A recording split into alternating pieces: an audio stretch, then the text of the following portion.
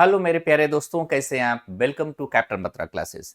आज मैं आपको इस ऐप पर ये जानकारी देने आया हूँ कि आप एनडीए की तैयारी में क्या-क्या विशेष ध्यान रखें। एनडीए एक ऐसा जॉब जो कि इंटर के पास या इंटर अपियरिंग के बच्चे जब एग्जाम को अपीयर करना चाहते हैं, तो उनको किस-किस बातों का ध्यान रखना चाहिए। और मैं आपको बता दूँ कि 12th के बाद ही चाहे आप क्लैट देंगे, चाहे आप आईआईटी देंगे या आप डॉक्टर बनने का सपना देखते हैं, तो सभी एग्जाम का स्टार्ट आपका 12th क्लास के बाद से स्टार्ट हो जाता है। अब इसी में बहुत ही कम बच्चों को ये जानकारी होती है कि ये एक एग्जाम एनडीए होता है। एनडीए और एनए जो कि भारत का ए ग्रेड का जॉब के लिए ये फॉर्म अप्लाई होता है। इसमें कैसे आप अपीयर होते हैं और कैसे आप अपने एग्जाम को क्रैक करके सितारों को लगाते हैं और देश सेवा का जुनून आप पूरा करते हैं, इसकी पूरी डिटेलिंग आपको इस वीडियोस में मिल जाएगी। जैसे आप एनडीए के एग्जाम देने जाते हैं तो ये 16.5 साल से लेकर 18.5 साल के बच्चे ही इस एग्जाम को अपीयर कर पाते हैं। आपके पापा, मदर या कोई भी फैमिली मेंबर का अगर वो सेना में है तो उससे भी आपको एक भी पैसे का फायदा नहीं मिल पाएगा। अगर आप ये सोचते हैं कि मैं डिफेंस के परिवार से हूँ या मैं एक सामान्य घर से हूँ, आप किसान के घर के हैं, तो सबके लिए एक बराबर ही ये एग्जाम कंडक्ट करता है। पहला मैं आपको बता दूं, आप जैसे ही पेपर इसके बारे में सोचते हैं, फॉर्म यूपीएससी एग्जाम लेती है, यूपीएससी एग्जाम के लिए आपके फॉर्म फिलअप करते हैं, जो कि साल में 2 बार होता है। और 2 बार में एक तो आपको अप्रैल में होगा, एक सितंबर में होगा। जैसे आप ये एग्जाम एग्जाम के लिए आप अपेयर करेंगे, तो इसमें आपका 900 नंबर का 2 पेपर आपका कराएगा। 2 पेपर में एक पेपर आपका होगा मैथ्स, और ये मैथ जो होगा ये आपका क्वालिफाई होना चाहिए। ये आपका 25% एग्जाम का जो क्वेश्चन होगा, क्वेश्चन पूरा होगा 120 क्वेश्चन आएंगे 120, और 2.5 नंबर का एक पेपर क्वेश्चन होगा। 2.5 नंबर मतलब हो जाएगा, तो आप देखेंगे 300 नंबर का सिर्फ मैथ का एक पेपर होगा, जो कि 2 घंटे का पेपर होगा। इस पेपर के बाद आप सेकेंड पेपर में जाएंगे, लेकिन इस पेपर में इसका नेचर ये है कि अगर इसको आप क्वालिफाई नहीं कर पा रहे हैं, तो सेकेंड पेपर का कहीं से भी कितना भी बेहतर आप पेपर करके आएंगे, उससे कोई भी लेना देना नहीं होगा।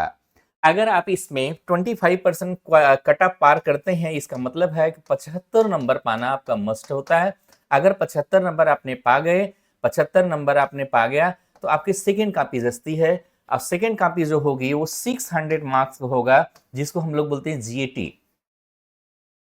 जीएटी जो होगा बच्चे, इसमें 50 क्वेश्चन आपका इंग्लिश का आएगा, जो कि ग्रामर होता है। इतना आसान इंग्लिश का आता है, इतना आसान पेपर आता है कि अगर बच्चा अच्छे से पढ़ाई किया है, थोड़ा सा बेहतर ढंग से ग्रामर पकड़ ले रहा है, तो वो आराम से 50 में से 40 क्वेश्चन कर सकता है। ये 4 नंबर का एक पेपर होगा, एक क्वेश्चन होगा, और इसका मतलब है 200 नंबर का आपका ये इंग्लिश का पेपर होगा।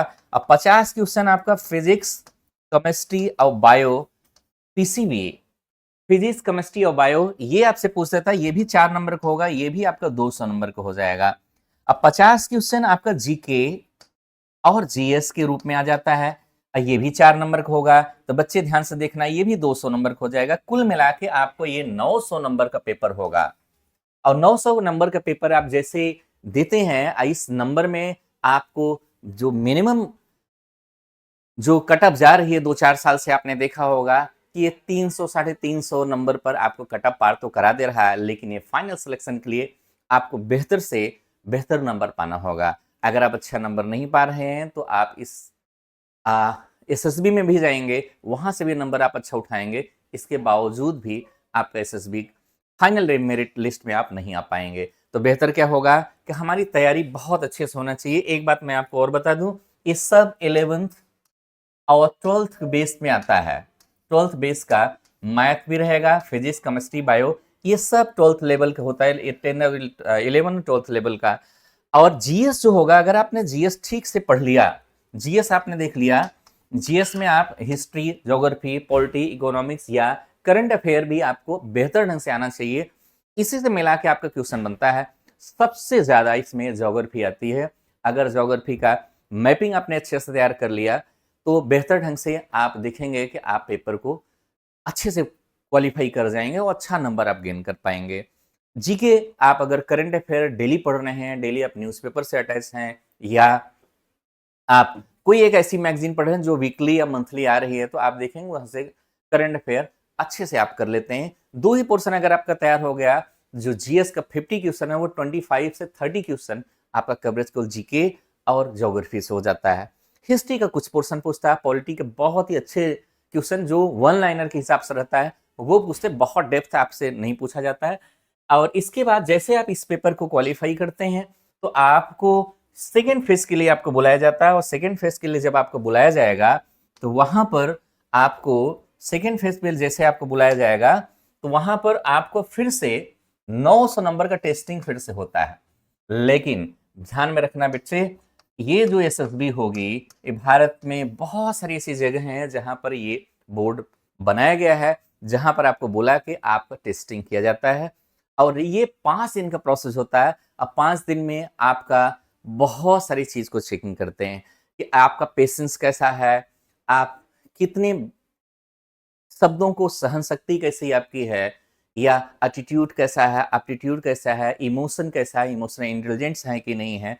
ये सारी चीजों को 3 ऑफिसर मिलकर आपको चेक करते हैं, और तीनों ऑफिसर के पास 300 नंबर देने का पावर होता है, जो कि पहला आईओ मिलेगा आपको, दूसरा आपका जीटीओ मिलेगा, फिर आपका साइकोल्स मिलेगा, साइकोलॉजिस्ट जो मिलेगा उसका भी नंबर मात्र 300 को होगा। जो सबसे बेहतर आप नंबर उठा सकते हैं वो है आईओ से।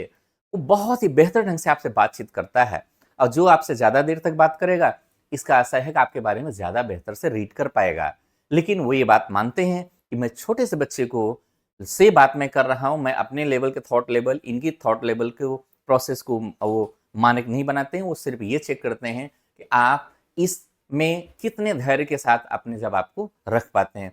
बहुत सारे सिचुएशन देंगे, उस सिचुएशन सिर्फ आपको अपनी इमोशन से या अपने भावनाओं में अपने लिए नहीं सोचना है, उसको भारत देश के हर एक नागरिक के लिए सोचना है।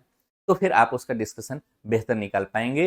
ये ध्यान रखना, इस 900 नंबर का अगर आपने एसएसबी देते हैं, और अगर आपने 5 डेज अगर वहां पर रुक गए, और आपका इसके बाद आपका एक आउटर होता है जहां पर सभी बच्चों को बुला के और कुछ बच्चों का नाम वो अनाउंस करेंगे, जो बच्चे फिर से अपने कमरे में चले जाएंगे, और फिर उनका वहीं पर रोक के 5 से 6 दिन का मेडिकल करा लिया जाता है।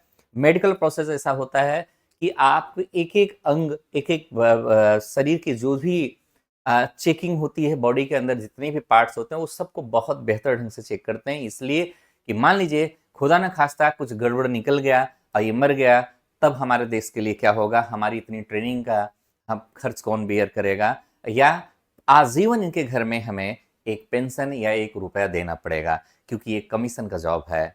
और इसके बाद आपको एक मेरिट लिस्ट निकलती है। मेरिट लिस्ट में आपको हर साल नियर अबाउट 1000 बच्चे क्वालिफाई करते हैं, जो कि रैंक के आधार पर एयरफोर्स, नेवी और इसके बाद आर्मी में आते हैं। ठीक है बच्चे, आपको ये नंबर दिया जा रहा है, कैप्टन बत्रा क्लासेस का ये जो ऐप है इसको आप डाउनलोड कर लें। इसमें आपको पूरी डिटेल मिलेगा, और प्लस साथ ही साथ आपको पूरे कोर्स की जानकारी दी जाएगी, और बहुत मिनिमम शुल्क में जो बच्चे प्रयागराज नहीं आ पा रहे हैं, अपने घर से ही यहाँ का पैकेज को ज्वाइन करके, कोर्स को परचेज करके आराम से घर बैठ के तैयारी करके अपने आप को रिटेन निकाल सकते हैं। और एसएसबी के लिए तो आपको यहाँ आना ही होगा। ठीक है बच्चे, तब तक के लिए जय हिंद।